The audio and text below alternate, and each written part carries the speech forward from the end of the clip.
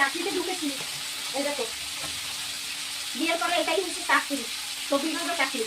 এখানে নাই কোনো ছুটি, নাই কোনো বিশ্রাম, নাই কোনো শখ আল্লাহ, কিছু নেই। এটা এমনই চাকরি, ঠিক আছে।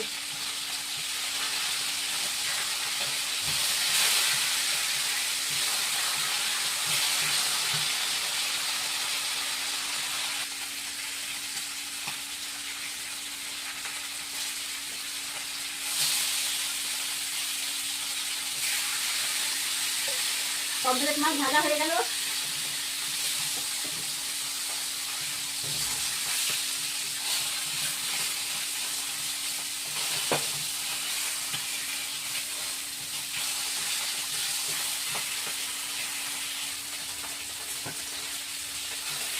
মাছ ভাজা হয়ে গেল, গোটা জিরে ফোড়ন দিয়ে দেবো 1 চামচ। এখানে গাটি কচু আর আলু দিয়ে আজকে পমফ্রেট মাছের ঝোল করবো। গাটি কচুটা আমি একটু ভাপিয়ে নিয়েছি, আর এখানে আদা জিরে কাঁচা লঙ্কা বেটে নিয়েছি।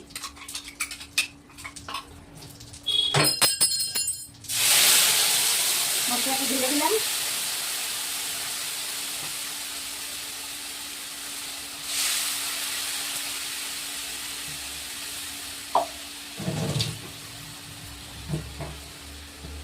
তিনটে গোটা কাঁচা লঙ্কাও দিয়ে দিচ্ছি এর সাথে।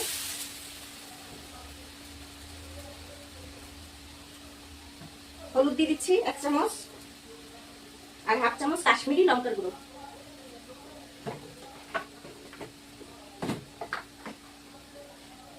স্বাদ মতো নুন দিয়ে দিচ্ছি।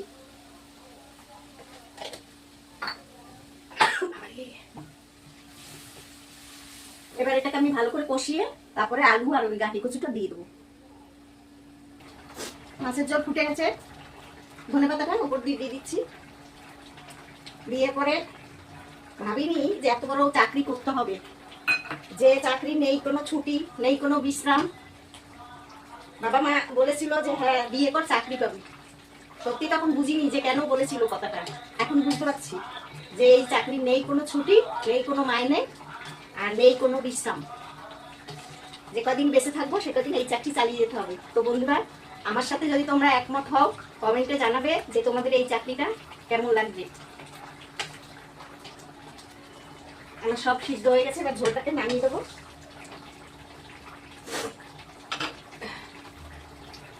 গ্যাসটা অফ করে দিলাম। আর দেখো বন্ধুরা, এই যে বুঝতে পারছো, এই হচ্ছে গাঁটি কচু দিয়ে পমফ্রেট মাছের ঝোল। আর হচ্ছে গিয়ে যে গাঁটি কচু আর আলু। আমি হলাম বরিশালের মেয়ে, ঠিক আছে। এখন তো মেয়ে বলছি, বাংলাদেশের লোকেরা বলে মাইয়া, বরিশালের মাইয়া। তো বরিশালের মাইয়ারা মানে যারা, তারা কিন্তু এরকম কচু টচু দিয়ে মাছ খায় খুব, ঠিক আছে। তো ভালো লাগলে তোমরা কমেন্টে জানাবে যে কেমন হলো আমার এই রান্নাটা। সবাই ভালো থেকো, আবার দেখা হবে।